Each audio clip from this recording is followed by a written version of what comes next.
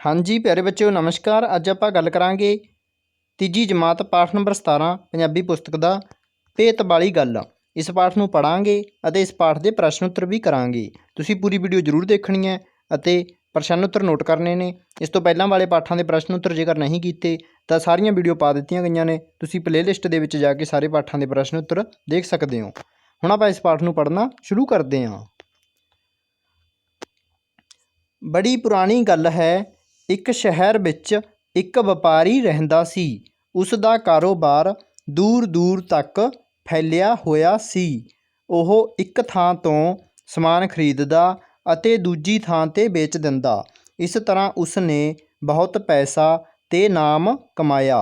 एक बार ओह अपने व्यापार दे संबंध विच किधरे दूर जाण लगा। उसने अपने घर दे सारे जीआं नूं पुछया, उत्थों तुहाडे लई की लैके आवां?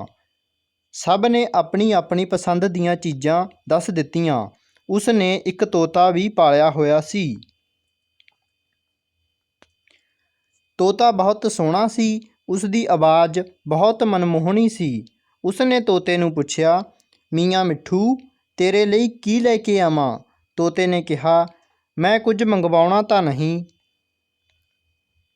पर इन्ना काम कर देना कि जिथे किधरे तोते मिलन उन्हां नूं मेरा सलाम कर देना।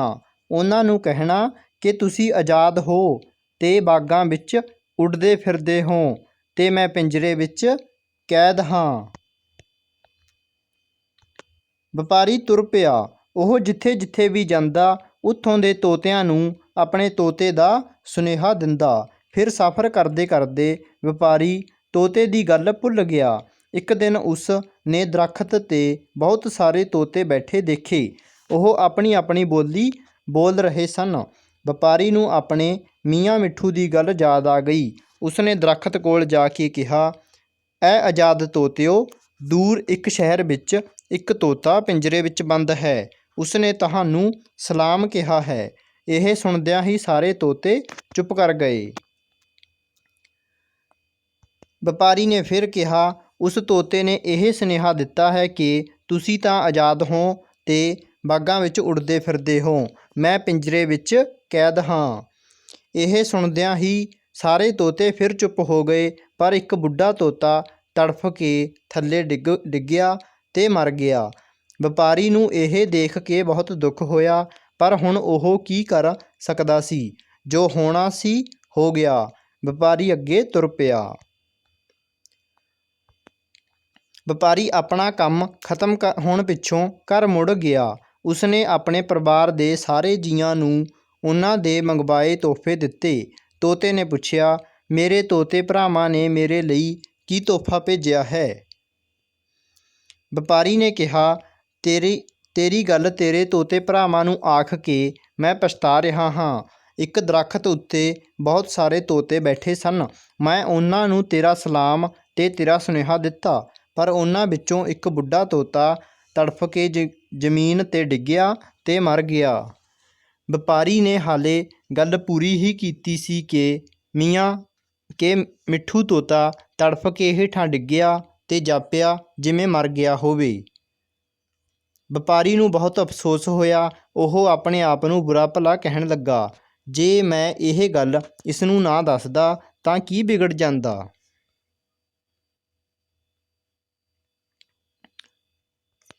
उदास मन नाल व्यापारी ने पिंजरा खोलिया ते तोते नूं बाहर कढ दिता। तोता फुर्र करके उड्डिया ते दरख्त ते जा बैठा। व्यापारी ने हैरान हो के पुछया, आह की गल होई? इहदे विच की भेत है?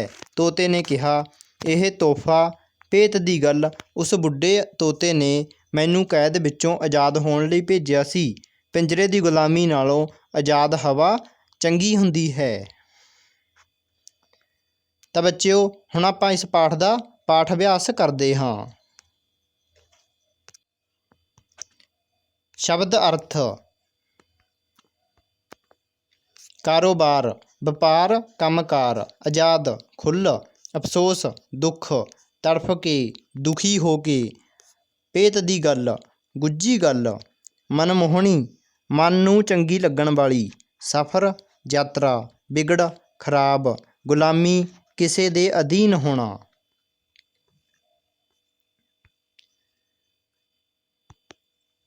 ਮੌਖਿਕ ਪ੍ਰਸ਼ਨ।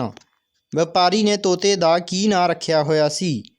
ਵਪਾਰੀ ਨੇ ਤੋਤੇ ਦਾ ਨਾਂ ਮੀਆਂ ਮਿੱਠੂ ਰੱਖਿਆ ਹੋਇਆ ਸੀ। ਤੋਤੇ ਦੀ ਆਵਾਜ਼ ਕਿਹੋ ਜਿਹੀ ਸੀ?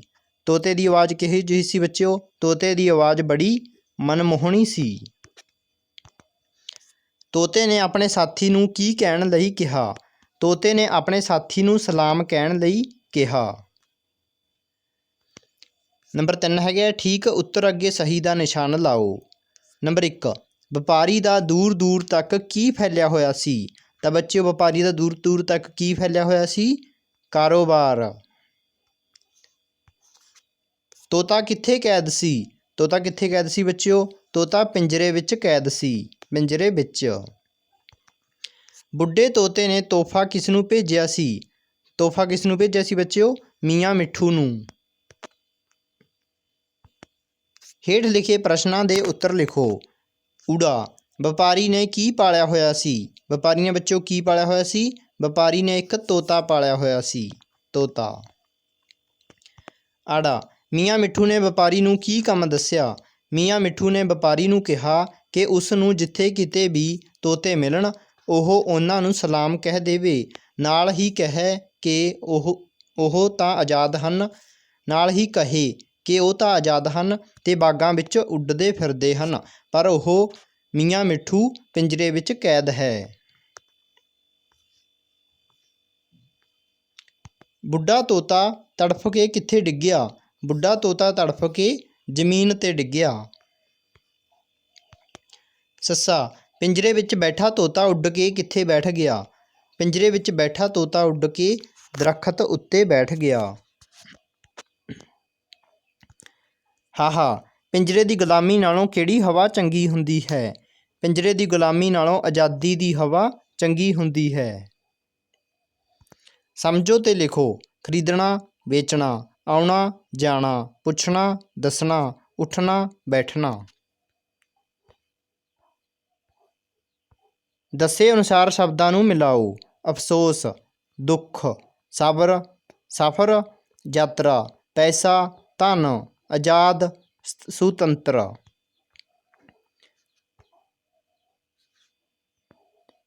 ਨੰਬਰ 7 ਜਦੋਂ ਲੋਕੀ ਇੱਕ ਦੂਜੇ ਨੂੰ ਮਿਲਦੇ ਹਨ ਤਾਂ ਕਿਹੜੇ ਸ਼ਬਦ ਬੋਲਦੇ ਹਨ? ਬੱਚਿਓ ਕਿਹੜੇ ਸ਼ਬਦ ਬੋਲਦੇ ਨੇ? ਜਿਵੇਂ ਨਮਸਤੇ, ਠੀਕ ਹੈ, ਸਤਿ ਸ਼੍ਰੀ ਅਕਾਲ, ਰਾਮ ਰਾਮ, ਸਲਾਮ, ਨਮਸਕਾਰ, ਠੀਕ ਹੈ, ਇਸ ਤਰ੍ਹਾਂ ਦੇ ਸ਼ਬਦ ਬੋਲਦੇ ਨੇ।